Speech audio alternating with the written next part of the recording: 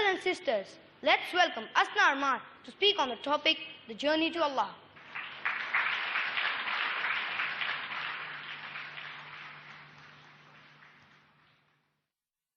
Alhamdulillah, wassalatu wassalam, ala Rasulillah, wa ala alihi wa ashabi ajma'in, amma ba'd. A'udhu billahi minash shaitanir rajim, bismillahir rahmanir rahim. Kullu nafsin za'iqatul maut.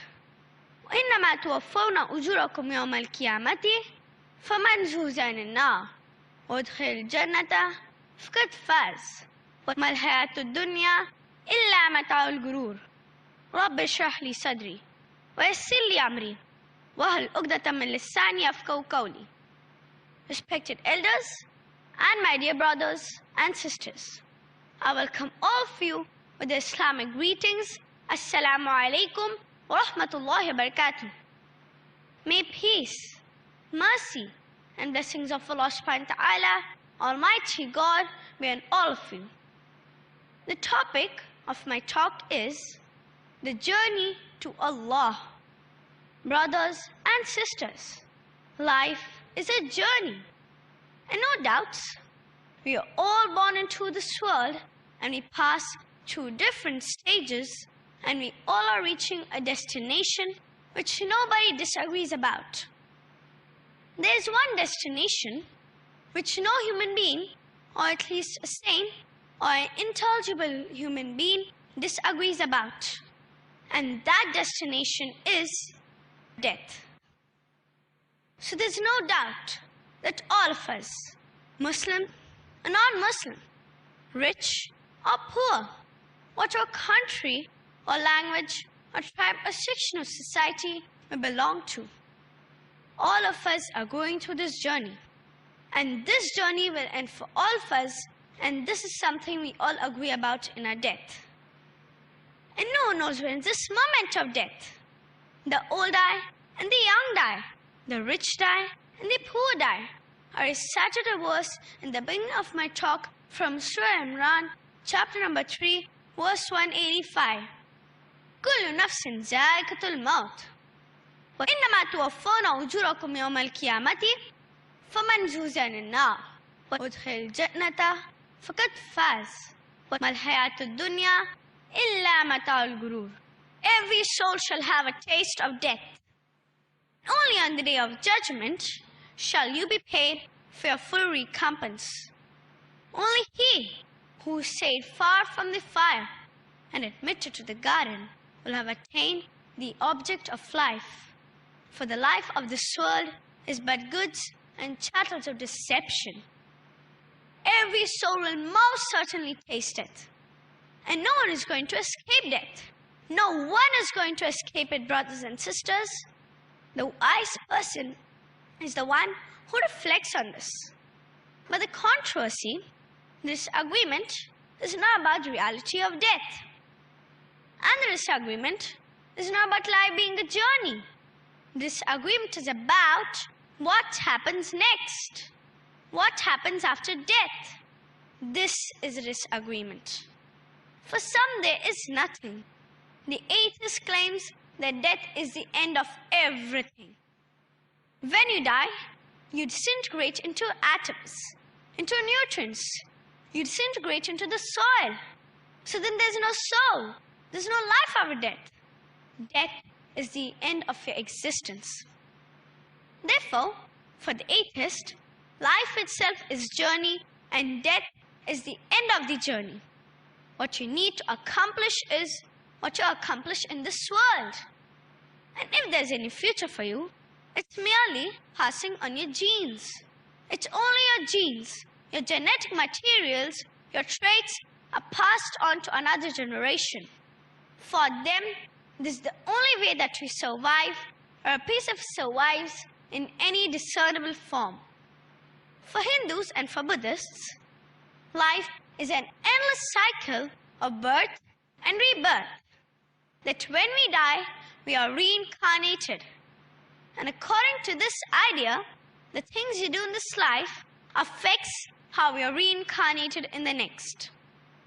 In Hinduism, you must follow the dharma.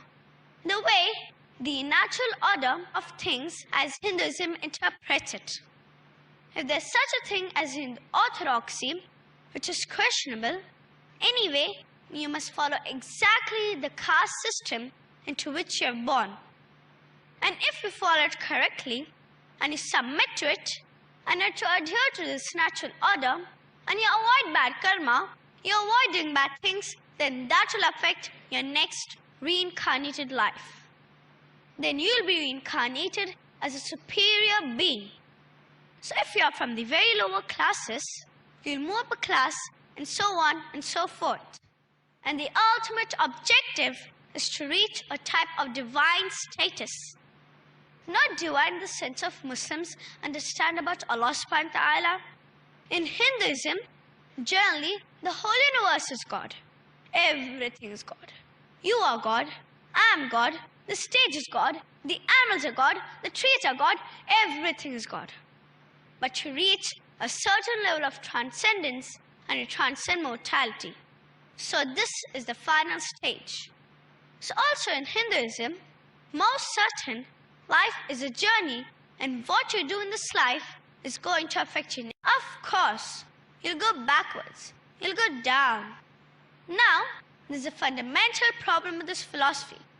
And Buddhists also have a similar idea. Except, Buddhists do not believe that you need to adhere to the caste system in order to be able to reach some goodness in the reincarnated life. In fact, they believe whatever caste, whatever level in society, whoever you are, you could reach enlightenment in this life. Nirvana. It actually means annihilation.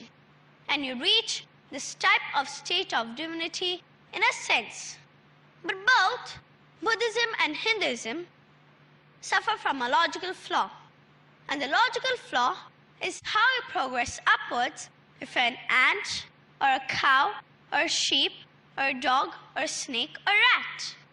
Since the people I have spoken to and discussed will agree that animals do not have rational choice. They do not distinguish between good and evil, right and wrong. So if they can't distinguish between good and evil, right and wrong, how can they progress upwards? How do you choose to be a good dog, or a good rat, or a good flower? How? Doesn't mean anything. And since there are no means to do that, there is no means to progress from the lower forms to the higher forms, which calls into question the whole idea of reincarnation, that you can progress through these levels. But we believe as Muslims that we are on a journey to Allah. Death is not the final destination. Death is not the end of the journey. No, indeed, in reality, this life is only the opportunity in order to gather the provision that we need in order to reach the desired destination. And the desired destination is to meet Allah subhanahu wa ta'ala and to be entered in His paradise. And to be able to look upon the face of Allah subhanahu wa ta'ala, which is the most beautiful thing in paradise. More beautiful than the streams of milk and honey. More beautiful than the food and the drink. The most beautiful thing for the people in Jannah be that able to see the face of Allah subhanahu wa ta'ala. That, my brothers and sisters, is our true destination. That is the true journey. The Prophet ﷺ said in a hadith of Sahih Bukhari, volume number 8, book of Ar-Riqaq, hadith number 6416. Live in this world as a wayfarer or traveler. The similitude of living in this world as a wayfarer is like that of a traveler who undertakes a journey and then stops to rest under the shade of a tree and then continues on his journey. What do I have to do with this world? Meaning the Prophet ﷺ said, why should I be concerned with the life of this world?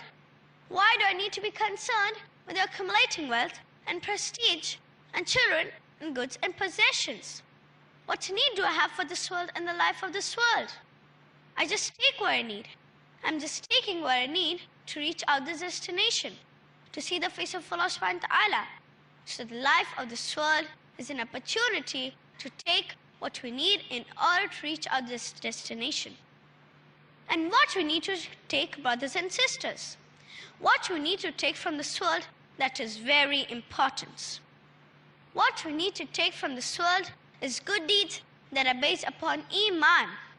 Good deeds that are based upon faith in Allah subhanahu wa ta'ala and following His guidance which He sent to His messenger Muhammad sallallahu alaihi wasallam. This is what we need from the life of this world. So think now about your good deeds. Think about it now. Yes, note down first of the good deeds and you need it on your journey. You need it to reach Allah subhanahu wa ta'ala, but be moderate, steadfast, don't be extreme. Don't be extremely lazy or go extreme to the other side. You should be moderate and balanced. This deen is very strong. Can't overcome it like that. So be moderate and balanced and do continuous deeds. Brothers and sisters, I would like to end my talk with the hadith of Prophet sallallahu alaihi wasallam. It's mentioned in Sunan Ibn Majah, volume number 5, Book of Piety, hadith number 4245. On the day of judgment, there'll be people who have come with mountains of good deeds, but they will be like scattered dust. Those mountains of good deeds will be like scattered dust. They prayed and they fasted and they gave charity and they prayed in the night. But they did not fear Allah in secrets. In secrets they committed sins.